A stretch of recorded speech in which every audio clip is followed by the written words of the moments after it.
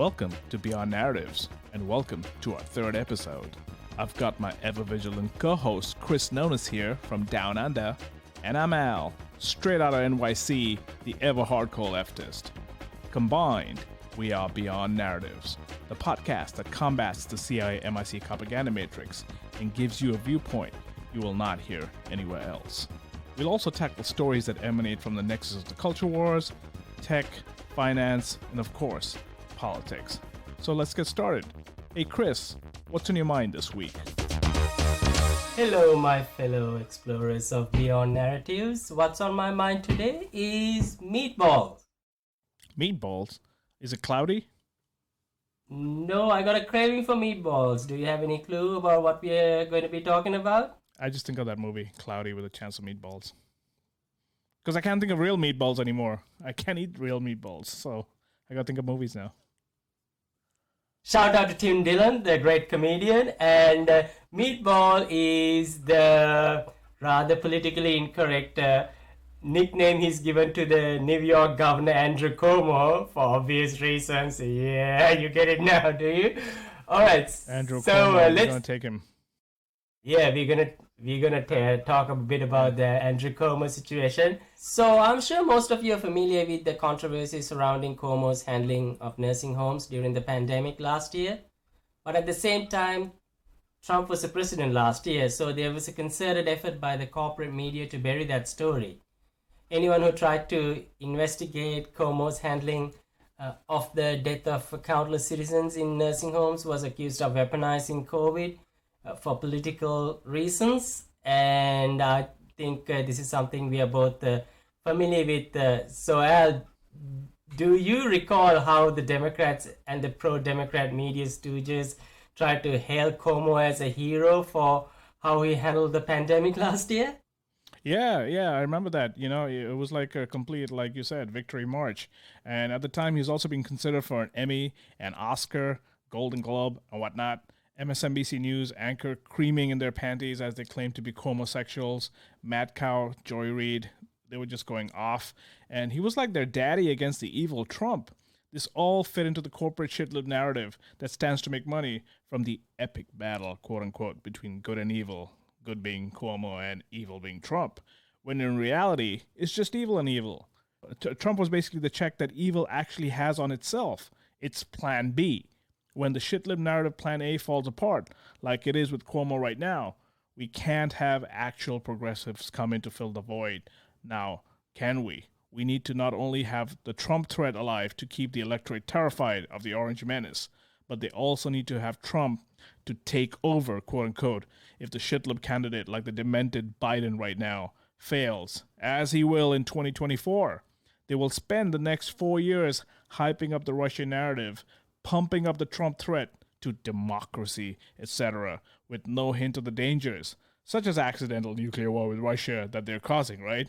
As you told me, he's probably pissed off some kingmaker somewhere, hence the fall he's going through right now. But still, during this pandemic peak last year, it didn't stop him from becoming a shitlib sex symbol now, did it? Yeah, remember how the Democrats' convention was a victory march for Cuomo? In his speech at the convention, he said, "For all the pain and all the tears we worked, and it was beautiful." Oh, cringe. And of course, there were so many news articles as well. There was this one Karen who was jealous of another Karen on Vogue, and Cuomo apparently called this second Karen because she wrote an article to Jezebel called, "Help, I'm in love with Andrew Cuomo." So the first Karen from Vogue says, "Even though I'm married and I have 3 children and a fabulous husband I adore, I felt a pang of jealousy. He was my competent governor, imaginary boyfriend." So that was all last year though, while Trump was in the office. But because Trump was in office. Because Trump was in the office, yeah. Keyword is because. New York Governor Andrew Cuomo has experienced an extraordinary turnaround of events within only 1 year. So he's gone from being the hero of a pandemic to, well, where it is today. But you kind of remain skeptical of this, right? We've had this conversation before, and I don't blame you because, after all, Ralph Northam, who had to choose between a KKK robe and a blackface, he's still in the office, so I don't blame you for being skeptical about this now. So so what do you think? Do you think that Cuomo is going to survive this onslaught? I don't think he's going anywhere, to be honest. Because unless the people, it's like the AOC replacing Joe Crowley. Unless the next in line is sufficiently corrupted, they can't replace this guy. Now, I personally think Letitia James is on the way there, even though she claimed she didn't take that much money from him. She made a deal with him like a few years ago to fundraise for her, and she goes, "Oh, it was only $70,000." You know what? I work in a company. If they raise $70,000 in like a fundraiser, it's considered a huge success. So she's trying to make it look like $70,000 is like nothing, but it's a lot of money. It does help, and it's not like it was 700 or 7,000. It was 70 grand. I mean. What was she expecting? 7 million. So she's making it. She's going like, "Oh, he didn't really help me." So I'm not. She's basically out for him. She's going after him right now. So I think that it's typical New York politics. It's if he does go, it's only because someone equally bad or co-opted is going to replace him. But I think this is worthy of address because there appears to be a shift in the tide since last year, and I think for that reason alone, it's worthy to sort of explore some possible underlying reasons as to why you suddenly see these shifts. So let's talk about the controversy surrounding Cuomo, shall we? All right. Yeah, so let's do it. Let's do it. So there are two things that have converged into one big case against Cuomo. So one of this is, of course, as we spoke earlier, it was about how we handled the nursing homes during the early stages of this COVID outbreak. And the second, of course, has to do with all the Me Too shit that's piling up on him currently. It's funny how Me Too always appears once someone's in trouble. It's like the dessert after the main course. Yes, I mean, this is actually, if you are to look into the trajectory of how a lot of this Me Too shit goes, at first you get some accusations of impropriety. So, he touched me improperly, he did this, he said that. But then, you will come out and say you didn't do it. But then eventually you would release some word salad of an apology. And nothing will happen. Life goes on for a few weeks or months. And then they will slap you with something a lot more serious.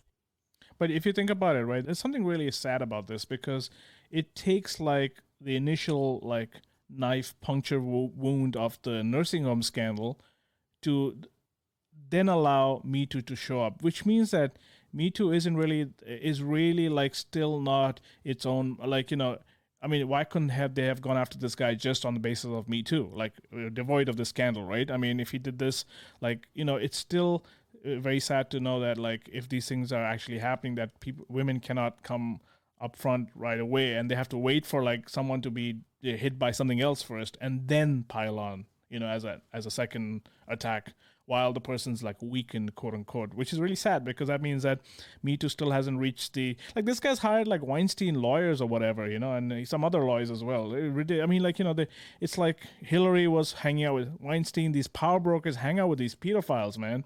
So no wonder women feel threatened. It still hasn't reached. And of course, you had all these Alyssa Milano shitlib resistance, like discarding their Me Too like hashtags when Biden came around, so. Is it really like an actual movement that's making any difference now? Because they seem to not be able to do anything if there's nothing. If like I don't see any more scandals on Me Too. Like when's the next powerful guy going down solely on Me Too? So that was just my take on Me Too on this. And the funny thing is that you mentioned Weinstein, and in many ways you can see that how people like Cuomo probably learned all this shit from Weinstein. After all, generally it's always the male feminists that seem to be getting in trouble with the Me Too movement. So this is probably one of the reasons why Me Too has lost its credibility or lost its traction, because everyone they seem to bring down are sort of the male feminists. And the funny thing is, you just mentioned Harvey Weinstein, and I'm pretty sure that people like Cuomo learned all these virtue signaling from Harvey Weinstein. Because if you remember, Harvey Weinstein was one of the biggest male feminists around, right? He used to wear all these t-shirts to promote feminism. I mean, what fucking guy would even do shit like that? It has to be the most limp dick way to get some pussy, if you ask me. And if you have been listening to a lot of the Harvey Weinstein cases, there are all these women coming out and giving testimonies saying that yes, he does have a limp dick or an egg-shaped dick, and isn't it? Yeah, I mean that's a whole nother topic we should talk about one day as to why there are all these conspiracies surrounding people like Jeffrey Epstein or maybe never. Oh yeah, why there are conspiracies surrounding people like Jeffrey Epstein and Harvey Weinstein having egg-shaped dick, but we are not. Luckily for you, that's not going to happen today, or maybe never, as you said. But this is the thing, though. I mean, Cuomo probably learned this type of platitudes from people like Weinstein's. I mean, it's their insurance against such accusations. So they can say things like, "Oh, how dare you question my allegations to the feminist movement? Look at all this shit I've done for these broads and ruin all the men's life." Blah, blah, blah, blah, blah. God, it's fucking disgusting, these people are. Yeah. And like you said, though, I mean, you touched on something important, that it's actually very well documented that many of these women who have experienced sexual assaults at the hands of male feminists, they tend to actually not come out with their story. There's a high probability of them not coming out because they are scared that they will probably be demonized, or they are trying to bring down these men for all the hard work, quote unquote, they've done for the feminists. Or they also sometimes are naive enough to believe that this is just an isolated incident and that these men haven't really done it to other women. And they probably just have this mindset to think, I know he did something bad to me, but yeah, the thing is, he's doing so much for women, I will just let this one slip under my rug. No pun intended. But, they probably at the same time think that, we don't want to bring down an ally. And that's just the whole mindset they have. And that this is how a lot of these people like Weinstein have gotten away with it for so long. But the irony of all this is that Cuomo just can't pretend that this is not serious, for the simple reason that he himself has called for the resignation of many men who were accused of the same shit that he's now been accused of. And he's one of those guys who have been setting up very high standards for punishments for those who are accused without any evidence. And so this is a bit of a dilemma for him, isn't it? Oh yeah, and it's all projection, right? These criminals and real monsters are usually the ones, like you said, doing all this virtue signaling stuff and just pretending to be allies, and it's like the whole philanthropy racket for people like Bill Gates. It's like a rehab of their image. Like, we are, this he's a freaking mafia caricature, man. And he's a feminist, ally. Are you kidding me? The guy would he'd like to, if it was, he wants to go back to the 1800s where like the women had to eat in the other room or be in the kitchen or something. Nah, man, this guy's full of it. So, Al, while you remain skeptical that anything will happen to Cuomo, I would say that there is some method in the madness as to why they want to throw him under the bus. And one of them is that Democrats are very good in creating platitudes when they have to distract the public from finding out their real weaknesses. For example, Democrats now have the House, the Senate, the Oval Office, but they have still failed to deliver a lot of the key tenets of some of the key tenets, such as the $15 minimum wage, the Medicare for all, and we can see that they are not failing to deliver, they just don't want to deliver. And I think they want to fail and lose the House and the Senate. Yeah, and what better way to seriously create a distraction than to see one of their main figureheads like Cuomo being thrown under the bus. And you can see that, I mean, don't get me wrong, I think there's a myriad of reasons as to why this is happening to Cuomo. So this is not just a simple black or white issue, but we can also shed some light into the nuances behind it, because this is a very good time to shed some baggage when you think about it. In many ways, you can say it's almost a controlled demolition. Whoops, there you go, I went there. So of Andrew Cuomo, because think about it, right? For example, Democrats generally like to they have a very love-hate relationship with this identity politics. They'd like to rely on strongman figures such as Cuomo, or even alpha male or heterosexual white males such as Joe Biden. So when they want to get something done, like win an election, they will rely on that to rock the baby back to sleep. But then on the other times when they are in the safe zone, they would like to experience with the likes of the boutique left. So this is probably one of those times where Democrats feel like they have enough security to take a hit and shed this guy to put someone else that probably they can play ball with a lot easier on many different issues. I mean, at the end of the day, I'm not saying that Cuomo is a outsider I'm not saying any of that. He is everything. He's as bad as you can be. But there are other players out there that they can use to get to fulfill their agendas a lot easier. And but he's not Trump. Yeah, well, here's how these people think, right? They think like this: win, little win, big win, little win, little win, little win, small loss, a big win. This is just a type of mindset they have. So in the grand scheme of things, I mean, I know this sounds very conspiratorial, but this is probably why I think that they are kind of willing to now let go of a character like Cuomo, because they can. Out of the two controversies that Cuomo is kind of slapped with right now, so we should probably dive into the more serious one, which is of course, the nursing home one. It really should be the only one that's going to sink him, but imagine he needs like 2 torpedoes to go down. It's ridiculous. Yeah, the Me Too sort of follows in. Yeah, like you mentioned. So there is a good article by Janice Dean from Fox News. And I can see how some people are now going to, as soon as they heard Fox News, oh yeah, Fox News, yeah, that's it. There's only good CNN news. That's about it. That's right. Yeah. So propaganda outlets everywhere, by the way, people. So yeah, let's go to our wrap-up message, shall we? Yeah. So yeah. So Janice Dean, who I believe she lost some of her family to COVID. I think she lost her husband's parents, both of them. So her both mother and father-in-law, and she had a very good article titled "The Tragic Rise of Andrew Cuomo Amid COVID-19, a Real American Crisis." And I think Janice has joined her husband to carry out a large independent investigation into the whole nursing home saga. And she writes, had the governor admitted his terrible decision instead of making posters and coronavirus artwork, so plastic mountains and coronavirus artwork, many of us would have forgiven him.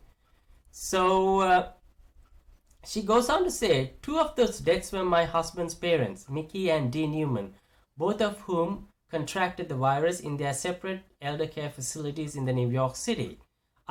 So as you can see, this woman, this is a really big deal for her. So she has, and obviously why not? She's just lost 2 people who appear to be very close to her, because I've seen the pictures, and these are I mean, I know sometimes in-laws can be very distant from you, but not on this occasion. It just seems like this was a closely knit family, and she's definitely taking this very personally, and she should. Okay, so hats off to her for actually taking the time to invest. She spent 8 months, I think, digging into this thing.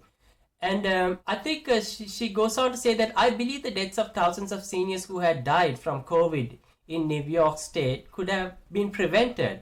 And that's the reason why I became an advocate over the last 8 months, trying to expose Cuomo's own mistakes and shortcomings, while the national media crowned him as one of the finest politicians.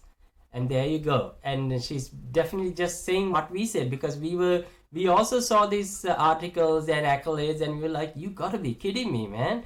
What are you smoking? It's almost like, well, how Giuliani was remade after 9/11. That's right. He was dual scumbag, but 9/11 made him into America's mayor, remember? I think he milked it for about 8 years. Yes. And let's talk a little bit about this nursing home situation, shall we? Because at first, when I heard about the nursing home story, I thought that this was one of those typical weaponization of COVID you see on both sides of the aisle. carried out against governors and mayors and even presidents, in fact.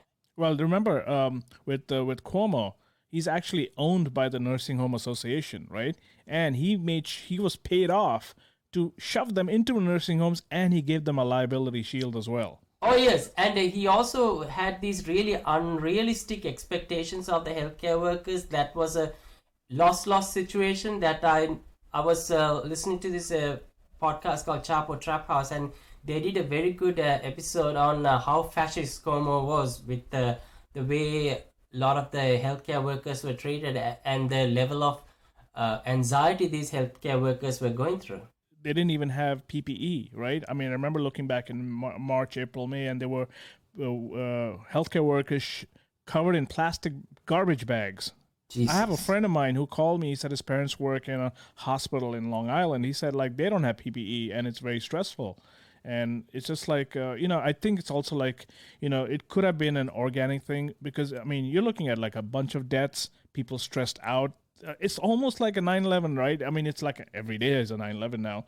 And I think eventually, like when people are just dropping dead left and right, grandmas and granddads are dying. I mean, people are going to, there's only so much you can threaten people once they start losing, like you said, family members. They're going to stop taking this shit. Could have been an organic thing. I'm not saying it is. I'm just saying that we're wondering why Cuomo's suddenly being, voted off the island, right? So exactly.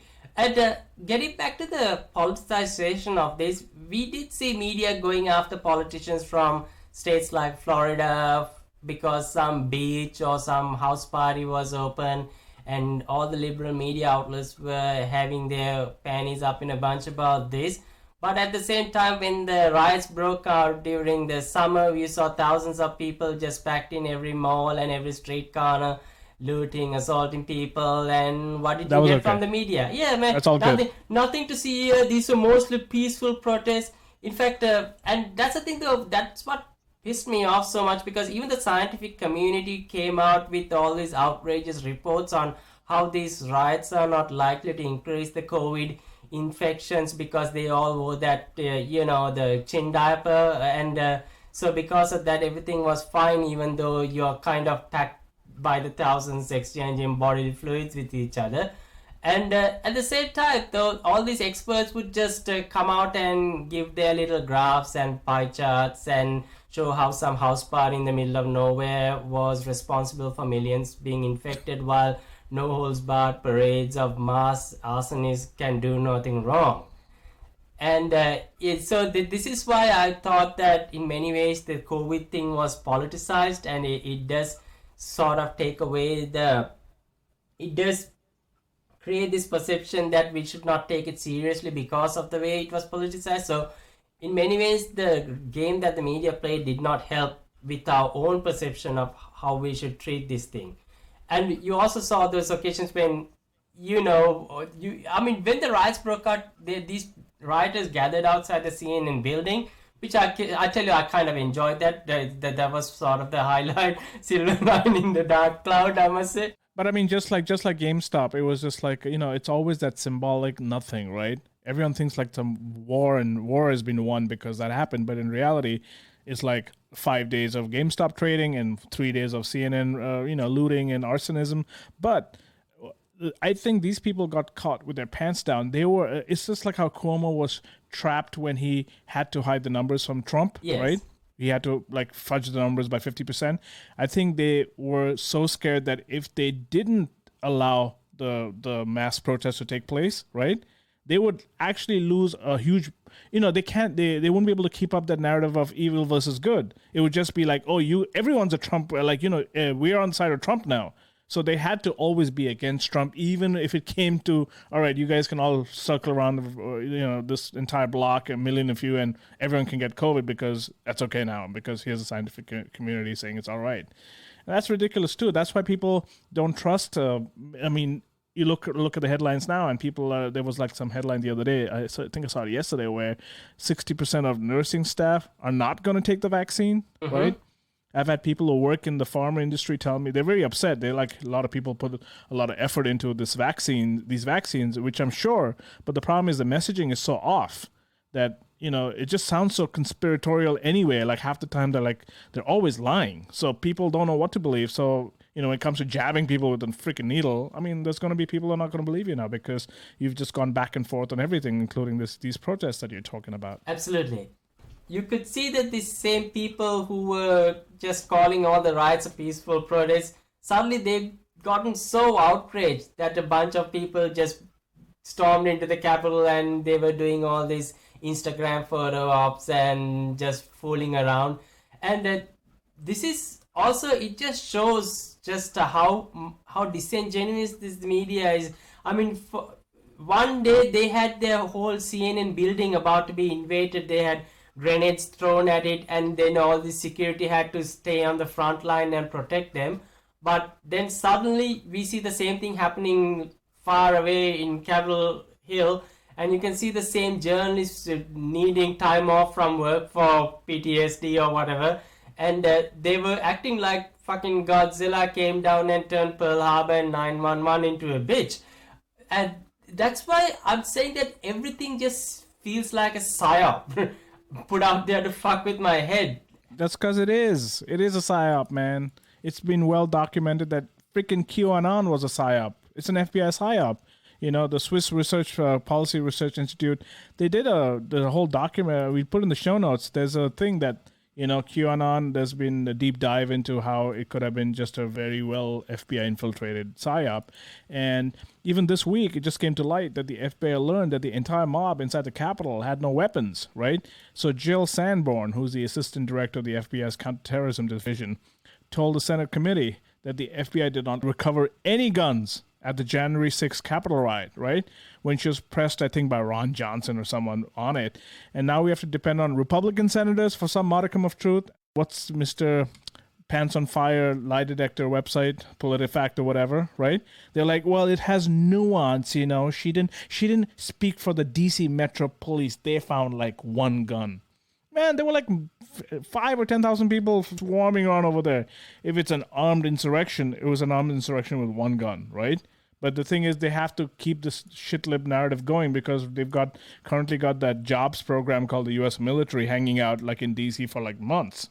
And the thing is, they're basically making such a big deal like about these people having weapons on the Capitol grounds. After years of people like brandishing weapons in like every freaking high school shooting, mall shooting, they don't give a shit about any of that. That's like freaking, it's all cool. But when the problem came to the Capitol, hundreds of school shootings like never moved them as much as January 6th. But, back to Cuomo.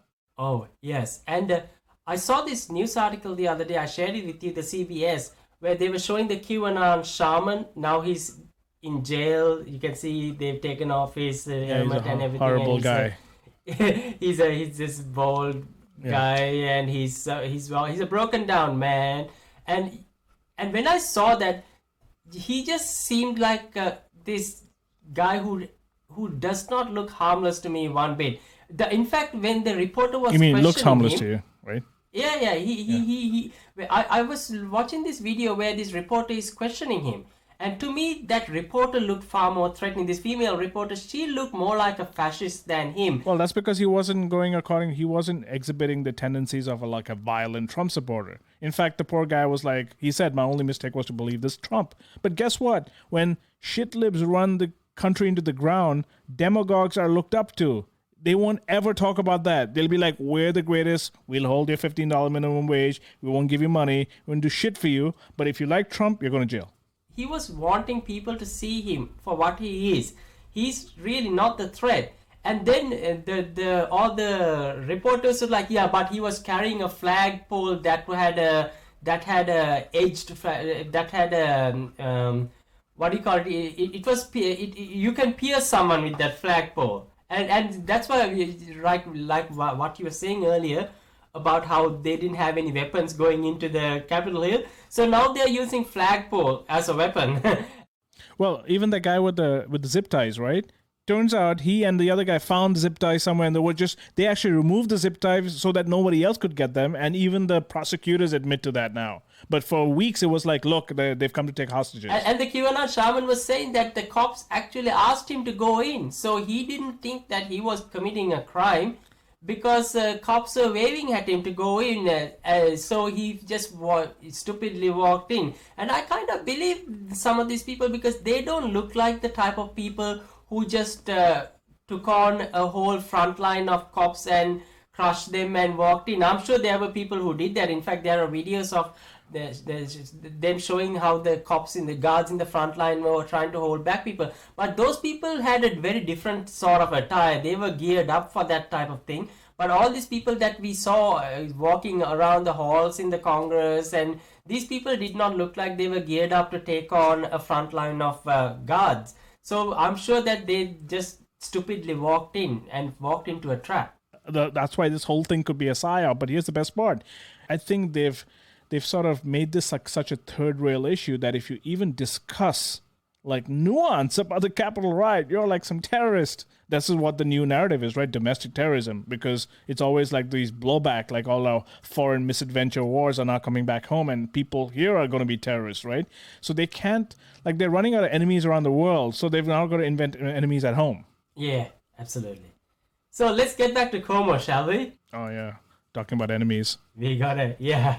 So we actually need to talk though about this giant shift in perception because there is quite a big leap in how this guy was hailed as a hero during the Trump time to the situation where they're willing to throw him under the bus. But I think, just to go on your one point over there, unlike Trump, in the Cuomo fan base or the Cuomo liberal base, there was still an undercurrent of they didn't like him. I know a lot of people who didn't like him, no matter even during that time. Right? But you never see that with Trump. You see undying loyalty for Trump, but not with Cuomo. So, I mean, he could do more harm for so long, though, but now we have this nursing home story emerging with much more evidence, and we also have the Me Too shit to follow up with it. And there is actually a very good article in Times Union, which is titled, Cuomo Aide Says Administration Froze Amid Federal Nursing Home Probe. So in this woman goes on to admit, she says, basically we froze, she said, the lawmakers. And the lawmakers, I believe, are the Democrats. Because then we were in a position where we weren't sure if what we were going to give to the Department of Justice or what we were to give to you guys or what we start saying was going to be used against us.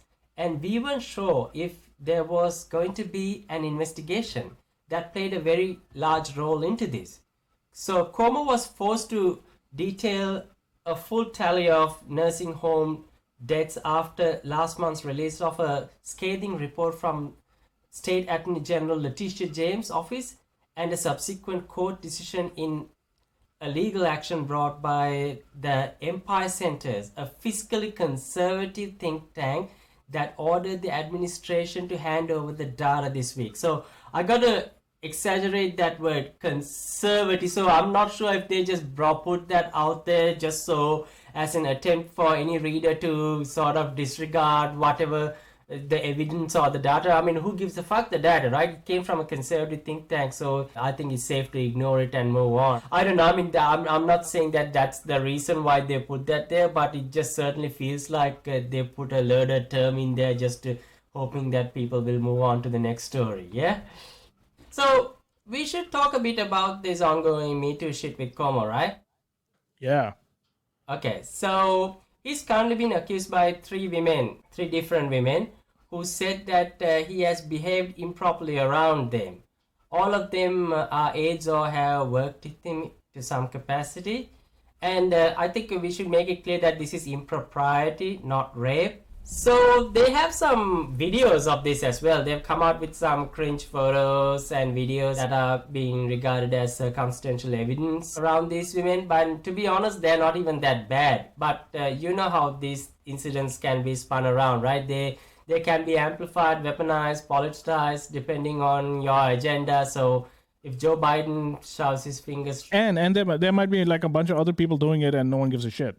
It's like when their turn comes to be like their downfall shows up, that's when we'll use it at that point. It's not about justice for all. It's just like we'll pick and select who to nail on this shit when we decide it's convenient. But it's going to remain especially in political circles. I mean, don't forget, like you were going to talk about Joe Biden. Like Tara Reid was like railroaded. They got her off the front pages as quickly as they did the same thing with Hunter's laptop. Oh, yeah, and they engaged in a smear campaign against her, and they brought up all this other. Oh yeah, she's poor. Yeah. She's poor. Because she wasn't some elite blasé Ford, that's why. Yeah, they brought up all this unnecessary, unrelated shit just to destroy her character and make her look like some kind of a basket case, and they had no issues with that. And don't forget, you just talked about Cuomo being some mafioso Don. What do you think Joe Biden looked like 10 years ago? The guy walked around with the swagger of a freaking mobster. Now he's like a lovable old grandpa, and people think he's some other guy. He's the same guy. He's just a hollow shell now, but it's the same kind of like mentality. These guys think they're legal gangsters if you think about it. Oh, absolutely. And to be honest, we are not going to dive too deeply into these Me Too allegations, but what we can do is to focus on the change in the shift, because New York Times has actually reported these allegations to be credible, and I'm sure some of you are surprised with it. I have spent a bit of time thinking about whether I should be surprised with it, but I've kind of decided that this is actually not a surprise when you think about their agenda. So my theory is that, like I said before, they want to shed some baggage, and this is the perfect time to do so, because as you can see, some of the prominent Democrats are asking Cuomo to resign if these allegations are true. You got Bill de Blasio, the mayor, and then some members of the Democratic caucus, 4 state senators, some assembly members. They're all doing this whole Al Gore style debate is over, science is settled, you must resign type of a ritual. And don't forget, Psaki even said that Cuomo didn't pass their credibility test or vetting. When I heard that is when I realized that this has come from that top. Like Biden has decided that Cuomo is no good, and he's the leader of the party. So yes, I mean, slowly but surely, there is also a movement that if he does not resign, they have a movement to have him impeached, which is what sort of got me to raise my eyebrow in some ways. Otherwise, I would just say, okay, yeah, this is more of a Ralph Northern type thing, or this is your usual scenario. But there seems to be some unprecedented things that haven't happened before in this particular case, which is worth looking into. And like I said, though, there are a myriad of reasons, and one of them is, of course, that Democrats want to create a distraction. They don't want to do all the things that they are expected to do. Oh, not that they don't want to do it. They are not doing it, right? So, as you know, they collapsed on the $15 minimum wage with the bullshit parliamentarian freaking story, Aesop's fable, It's like ridiculous. You know what? When the Bush tax cuts were going through, the parliamentarian was immediately ejected, and a nice little, lackey parliamentarian was put in, and they got their tax cuts, right? So these guys, I mean, the difference is Democrats are weasels, right? Republicans they're like, hey, we're out here to fuck you. I mean, that's what we do. I mean, it's like a shark in the water. It's going to be a shark. But these guys are like a shark in the water, but I'm like a dolphin. I'm going to help you, but not really. So 15's gone. 8 senators, right? 8 of them voted against it. We were supposed to have a fucking majority, right? It's like freaking 58 to 42 or whatever, right? And it's going to go back to the House, right? Now, 6 progressives could stop the legislation from going through. You think they're going to do that? Where are all these assholes? Where's freaking AOC? Where is she still doing a fundraiser on the freaking internet? Still reaching out to Kamala? Like, Kamala save us? Cenk had that hashtag going. Kamala save us. Oh my God. She's busy saving Israel from not being able to get more weapons. So the unemployment benefits were watered down to $300 a week. They were actually $400 a week under Trump, right? And they've lowered the ceiling for eligibility for the stimulus payment.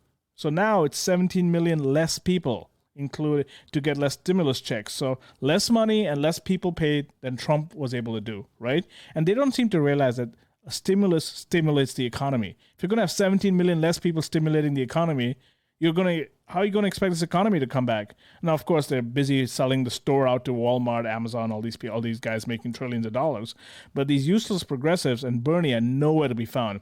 AOC pushing a petition, Kamala sucking up to Israeli masters, selling weapons to kill Palestinians, and looking the other way when it comes to Khashoggi. So, like, even though he's an elite, I'm surprised that I guess he's just one elite, and you know what? We still have to sell all these weapons to Saudi Arabia, so we can't really do anything. But yeah, man, this is a complete distraction. So let's put the Cuomo sideshow on so no one can focus on the real screwing on. But when you don't have food on the table, you don't have a job, no one gives a shit about Cuomo. Yeah, and it's a good thing that you actually just brought up the Khashoggi thing, because that was another update we had since our last episode, that Biden administration. So we thought that this is exclusively to Trump. We were the shitly narrative all this time was that Trump was single-handedly cutting off a bipartisan call for an investigation into Khashoggi.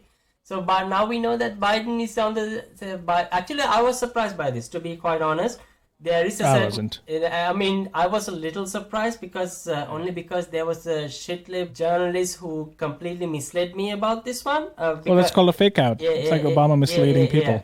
Because I actually thought that Joe Biden might do something slightly different to Trump for the Khashoggi murder, but apparently he's not. So there you go. And we now have the validation for it. Right? We now have the confirmation for it, because now it's settled news that Biden administration is also trying to stop this investigation from going through, even though the evidence is clear. So there you have it. And you know why? So if they're basically sucking up to Saudi Arabia, right? At the same time, they're actually torpedoing any possibility of the Iran nuclear deal from coming back online, because they bombed Iranians and Iraqis in Syria, right? I was surprised that even Ro Khanna and all these people went online to just say, like, this is against all law, right? I mean, Obama tried to bomb Syria and Congress stopped him. This guy didn't wait. He was just like, Trump did it, I'll do it, because he's a warmonger. Biden has always been a warmonger. There's a story floating in the news media that he stopped the bombing because he saw a woman and child there. That didn't stop the million women and children he killed in Iraq. And when he was a senator, they were all for starving Iraq, and we had that whole Madeleine Albright quote with the 500,000 Iraqi kids dying, it's worth the price, and this, that, and the other. They don't want the Iran nuclear deal because that would make Saudi Arabia pissed. So before we wrap up the Cuomo story, I think there is one last thing we need to touch up on. Another one of my theories as to why this could be happening to Cuomo. And this has a lot to do with the fact that if you look at their history, you can see that there's some very deep and rich relationships between the likes of Cuomo's and Donald Trump. I think this should not come to anyone as a surprise. That's why I always say that Trump was never an outsider. He was always an insider. Trump has given a lot of these Democrat politicians from New York a lot of money, firstly through donations, but even a lot more through PACs, which you can't even find out how much, because that's what PACs exist for. And you can actually say that, I know there will be a lot of people who will be listening to me and saying, oh, that's because Trump's a businessman, he just knows how to get things done. And no, guy, because this is actually more than just a businessman wanting to grease the rails. It goes a lot deeper than that. In fact, contrary to all the little media battles that Trump and Cuomo has had over the years, you can see that under the table they're still kind of like buddies. You can find many videos of events where you see Cuomo praising Trump for how he handled the COVID. In fact, I think Cuomo's office sent Trump and Melania a care package when it was announced that the president and the first lady had COVID, or so we were told they had COVID. And you can see that this is literally really not the Trump-Democrat relationship that you expect in the open. And it's not just Andrew Cuomo. Trump had some very strong ties with Andrew Cuomo's father, Mario. I think during the 80s or late 70s, Trump was requesting the state of New York land and money for his projects. And it's not a conspiracy to think that these financial and real estate services in New York ran the city politics for decades. And these projects that Trump had planned at that time, because of those projects, Trump was actually considering retaining a law firm that had very deep ties to the governor and his family. There's a really good article about this, once again in Times Union, called Trump and Cuomo's Powerful Friends Once. In the 1980s, the mogul cultivated relationships with the governor and his son. So this is, I think, another one of the reasons why I think the Democrats now want to get rid of Cuomo, because Cuomo's done their job. He's done his role as a strong man, and he's built what they need for the boutique left to come and take over. What do you think of that? It could just also be like, one straw too many. I mean, I think he's used to being a bully, and the sexual harassment stuff was like par for the course. Everyone knew about it, and no one did anything about it. In April and May, I was screaming at this guy killing all these seniors, and it was just like, well, it doesn't matter. Trump is killing more, so he's great. He's killing less than Trump. The bar has always been measured against Trump, right? And that's why I keep saying that I think Trump is evil's check on evil. Because when people are finding out that, hey, listen, these people don't work for us, they just invent supposed more evil. Trump is not any more evil than any of these people. You go into any comment section, you ask anybody, it's like he's like that, that thing in your head from Total Recall that is going to explode if like you mention his name. That's why these people are deranged. I mean, they were successfully able to plant like the ultimate derangement into people. You could have a better psyop, actually, if you think about it. Either way, going into like what you're going to talk about next, doesn't matter. They're all aligned when it comes to Israelis subjugating and killing Palestinians. Right. So we are now on to a big story. And I must say, I watched Killing Gaza this week upon your recommendation. It's a documentary film by Max Blumenthal. This is, when it comes to the US foreign policy, Max is our guy, because he's one of those people who actually goes to all the hard to reach places and does all the tremendous jobs that gives you a very good perception of the ground reality of how life is in such places. Max Blumenthal is a hardcore leftist, but just to give you a little bit of a beyond narrative story, my introduction to Max Blumenthal was through his first book, Goliath, Life and Loathing in Greater Israel. I mean, I can't believe he wrote that back in nearly 10 years ago now. And I think this book was first introduced to me by a podcast called the Scott Horton podcast, which Scott Horton is one of the leading figures of the anti-war movement from the right. That was the first time I think his name was introduced to me, and when Scott said in his podcast that people should go and read his book. Now, going back to this documentary, the Killing Gaza by Max Blumenthal, there's another documentary, but I think noteworthy one. It's called Gaza Fights for Freedom by Abby Martin, which is also a documentary that gives you a very similar flavor. And I think they both have some very shocking imagery that leaves little hope about this whole conflict. Sometimes you do wonder, though, if there is ever any hope for these two fractions to have any peace. I mean, how can you possibly have diplomacy between two groups who put their hatred towards each other as a part of their very identity for, if not for centuries, probably for thousands of years? Their whole history books are literally telling them to view each other as enemies. And I mean, I'd like to get your perception on this. I mean, what hope do these people have? Will they ever listen to us when they have this stuff of thousands of years of history of animosity behind them? Well, I think it's also the fact that the U.S. is the biggest ally in Israel's corner. So they literally have the might of the U.S., If they didn't have the U.S. by their side, it would have been a whole different story. Many reasons for that, but, for one, the United States and Israel are not signatories to the International Criminal Court.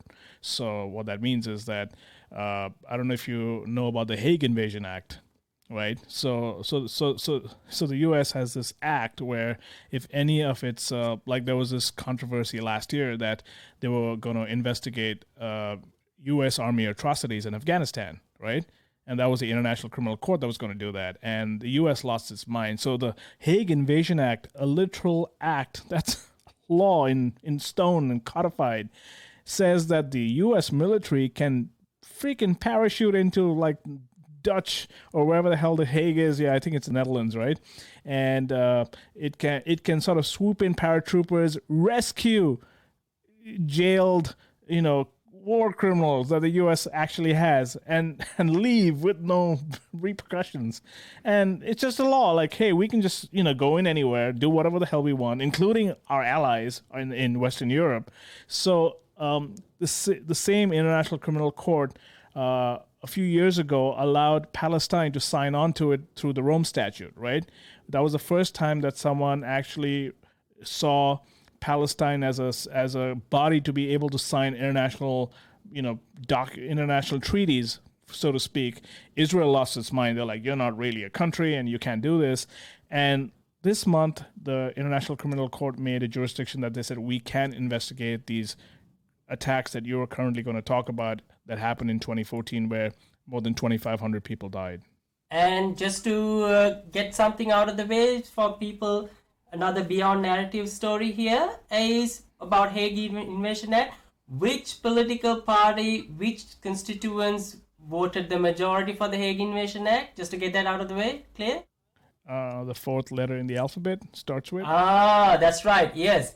Democrats outweigh the Republicans in voting for the Hague Invasion Act. I just want you to let that sink in for a moment, for all you people out there who think that you got your self-righteous pampas pricks out there who think that you are on the side of the lesser of the two evil. Let that sink in for a moment. All right. Yeah. So that now with regards to the Gaza thing, though, I think I'm going to play a little bit of a devil's advocate here, and this comes down to my own personal biases and how I was raised as well. So let me ask you by the most obvious question, right? So that Max was in 2014, he was in Gaza. He saw the whole thing, right? So the obvious question, why is the 2014 attack so controversial on Gaza? Well, it's probably because, it was an entire military, wiping out, an entire city when the people just had sticks and stones, pretty much. And of course, there was Hamas, who is, basically a political party / supposed terrorist organization. But one man's terrorist could be somebody else's freedom fighter here. So, but they were also blowing rockets in Israel. But again, like we mentioned, we discussed this personally before, that if you are a population that's completely gotten a hope, you'll either go towards a Trump or you'll go towards anybody else who pretends that they're going to save you. So, while I don't agree with what Hamas does, but, they've never really been able to strike any deal with Israel. And Israel's consistently always violating every treaty and peace deal it's ever signed. If you look at the map of Israel from 1948 till today, you'll see the West Bank, Gaza, everything just shrinking like it's like water, like evaporating. So, the people, when people are desperate, they'll reach out to anybody. So that's what Israel's motivation is, to actually be so heavy-handed, because you're with the terrorists. So that's my take on it. So with this dilemma, though, I can somewhat what I meant was, okay, yes, and absolutely, you're absolutely right. So there's a similar situation that was happening in where I was born in Sri Lanka, where we had the civil war going on from 1983 to 2009. And our government was battling a group called the Liberation Tigers of the Tamil Eelam, or LTTE, which is kind of a acronym that some people are abbreviation that some people are very familiar with, I'm sure, because they are one of the pioneers in these art of suicide bombings, and they recruited a lot of child soldiers from the Tamil populations in the north to carry out suicide attacks. They also managed to integrate brilliantly with the local population, making it literally impossible for the government forces to retaliate without violating human rights. And so it's kind of that is why, so when people from other parts of the world talk about who is right or who is wrong in a situation like that, it is sometimes frustrating to people who are actually in those areas dealing with it, because they can't offer any practical solutions to these problems either. Because, for example, when the Sri Lankan government finally wiped out the LTT in 2009, it had to be done without the support of the international community. There was people like Hillary and Obama who have become very unpopular in Sri Lanka because of this reason, mind you. They called for global diplomacy to stop the final stages of the war from happening, and had the Sri Lankan government listened to the likes of Hillary and Obama, the LTTE leadership would have survived, regrouped, rearmed, and we'd still be in the middle of that miserable war. So things in Sri Lanka are not perfect today, but we are at a relatively better time period now. We are in relative peace since 2009, and we had to ban a lot of activists like the Human Rights Watch from entering the country to during the time when we were wrapping things up, and because these people did everything possible to prolong the war. So that is my personal situation. I was born and raised in Sri Lanka. I don't live there right now, but that's just what I can say. So if I can apply that to Gaza, though, there have been a lot of pushback, even for U.S. politicians or anyone who dares to say, anyone, especially people on the left, because who dares to say that Israel has the right to defend themselves. So the reality is, though, that state of Israel is there, right? It's there. It's not going to go anywhere. There are 6 million people living there. We can argue about the moral justification of how it all started, but that's a reflection from the reality. It exists, and it's my understanding that Hamas very cleverly has integrated into the Gaza population. In fact, they politically represent the people of Gaza in some ways. So, and one of their main strategies is to create a lot of mass civilian casualties among their own Palestinian people by inviting Israel to retaliate. And I do sometimes feel that a lot of the people, especially the likes of Max Blumenthal and Abby Martin, they have a very ambiguous view on Hamas, who, when it's blatantly obvious that this is a murderous terrorist organization who is deliberately wills harm on their own people, including children, as a part of their strategy. So don't you think that the lines should not be this blurred when it comes to calling out a group like Hamas? How do you not expect collateral damage when a state defends themselves against a group of people who have integrated into civilians? Yeah. That's right. But again, like I said, I was just thinking about, you were talking about the LTTE and how the Sri Lankan army could not go out and wipe them out without violating human rights and whatnot. This whole thing about violating human rights during a war is something that came out like probably after the Korean War, if I'm not mistaken, or maybe after Vietnam. But there was like all these statutes put in the 50s and the 60s. But if you think about World War II, there was violations of human rights from day one. Every which way you looked at, no one gave a shit. It was like a complete war. You're gonna die. We don't care who you. There's not gonna be nobody coming in later on to do a freaking audit about what rights were violated. Now, would that war have been won if there was like a little freaking organization traipsing around, following all the armies and documenting the human rights? They'd run out of they would run out of like paper or whatever documenting all the crazy stuff that went on. So the question remains, can you actually have an end to a war if you're going to always talk about, oh, well, there's a human right violation here? War is a human rights violation itself, right? And I don't think people get that. Like, even with all this Russiagating going on, if it just takes one little misstep to have a nuke land on New York City, and then suddenly there's like, who's going to do the body counting and the human rights violation? So I think at that point, when you're talking about how can you not expect collateral damage, the situation is so not clear in terms of like Hamas being like their savior. There's been a proven record of the PLO before, as well as the current Palestinian Authority not being able to advocate for the people as well as they should have. And then, of course, you have the bully here sitting here in the United States, Big Daddy Yankee, always selling Israel arms, hundreds of $millions. They give to Israel billions of dollars of aid a year. I think they give them like half the NYPD police budget every year.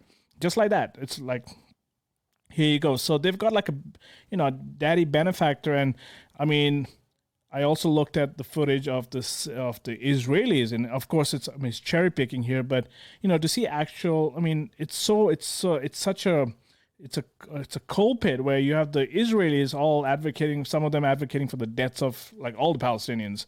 I don't think it's normal that a freaking civilization goes around saying, yeah, we need to kill all of them, to even give the Palestinians their due. Like, at least, I mean, yeah, sure, it was a documentary, maybe it was slanted, but they were more in grief and there was that guy who was explaining how his little kid is going to build an atomic weapon, right? When he's older, to go and hit the Israelis. He goes, how can he not do that? He's seen his uncle die, his mother die, his father die, and that's all he knows. All he knows is pain. And meanwhile, you have the Israelis getting dead to Palestinians. So it's like, and Abby Martin's taking videos of them, and these are like, these are basically the shit libs of Tel Aviv in most cases, roaming around.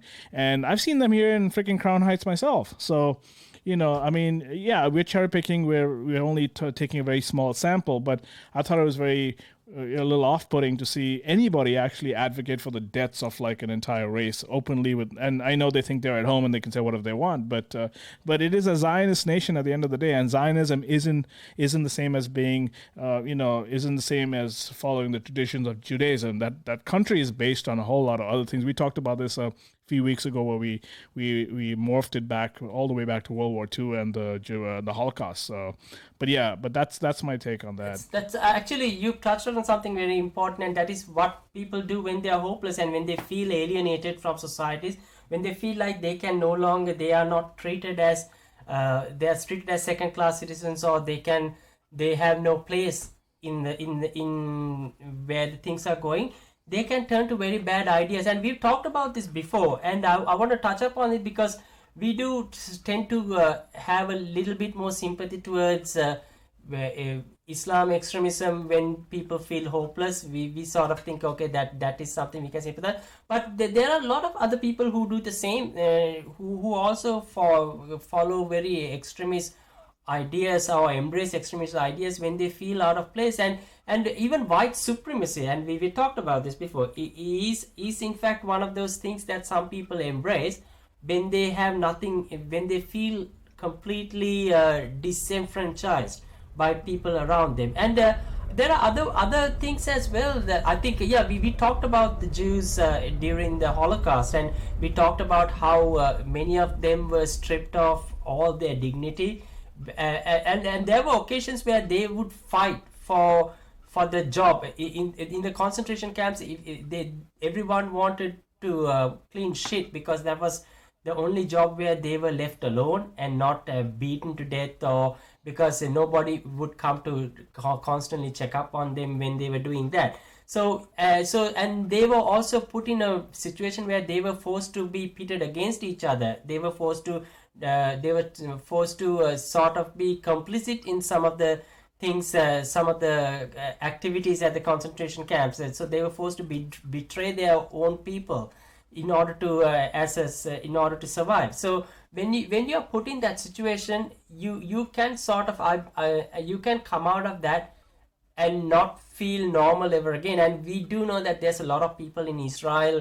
I think you'll be surprised that I think a vast majority of the Holocaust survivors that are still alive today are from Israel. So these people have gone through all that. So maybe it plays some part in how they view this conflict. I'm not too sure.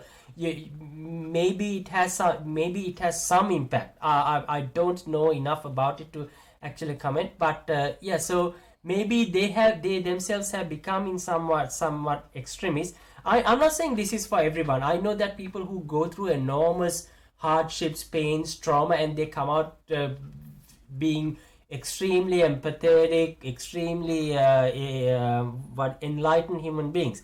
But that may not be a set formula. There could be, like, for every enlightened human being that enormous trauma produces, there could be 10 people who come out feeling like wanting to do that to other people. We don't know. So So, but I think that I'm glad that you actually touched up on that, because and so getting back to this Gaza fight for freedom. So I was I did, and I think I recommended. I think it's not Gaza Flights for Freedom. So it's Killing Gaza, right? So getting back to Killing Gaza, I was watching this one scene where so if it was just the bombing, generally my idea of the 2014 Gaza attacks surrounds just Israel shelling the shit out of Gaza, but there was a lot more to it than that. There was also the Israel ground army that actually went into the Gaza, and they were indiscriminately shooting mostly, and people who don't seem to even pose any harm, like old men, grandparents, grandfathers, somebody's and using them as a freaking they were using them as hostage shields, body shields. They put that guy against a window and shot from behind him while they were shooting at Palestinians. And that's the thing. And Max mentions that 80% of the adolescents who are currently in Gaza suffer from some form of PTSD, and we are not talking about the current PTSDs that you see in the West, where you hear about some guy writing a diversity memo and next moment you want to take time off from PTSD. Not that type of PTSD. This is the real deal, and you can see that. I at the start of this particular segment, I was asking you what hope is there for any type of diplomacy when you have an entire generation of adolescents who suffer from PTSD. And I don't mean to sound negative, but it is something that we have to look into, because if the whole next generation is already traumatized, what hope is there for I think that's the point, to keep them traumatized so there won't be any hope. That's the Israeli point. Sorry, that's their point. Yeah, and this is one scene where you see children crawling through the ruins of a fallen mosque, and this is a ginormous building, and that's so disheartening to me to watch, and these children were outside chanting prayers around those ruins as well. And what was shocking is that how dangerous it is to actually. I mean, imagine this giant building that's fallen down, and it's sitting on the rubble, and it's not really, you don't know, it could roll further, it could disintegrate further, and you don't know what danger waits.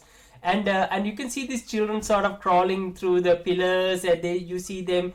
I mean, they're through the pillars of this building that's resting on the rubble. And this building can easily disintegrate while the children are playing in or around it. I mean, and that's just I just wanted to. I highly recommend this film. I think everyone should see it. I don't know where you can. I think we can put some links in our footnotes and where these people can find, the viewers can find this film. Yeah. Cool. So, with that, I think we're almost at the end of our third podcast. This is a long Chris, one. why don't you give the listeners your closing message? Today, my closing message is simply this, and I want to go back to the Cuomo story. And we saw many Democrats hailing this guy as a hero last year. In fact, even some of my very smart and educated Facebook friends, they were sticking up for him last year. If someone were to point out the fuck ups he did with the nursing home, they would write some very lengthy, comment to debunk us peasants. And in many instances, those word salads they put out won, because they just seem so credible, and they seem like the stable geniuses that we are not.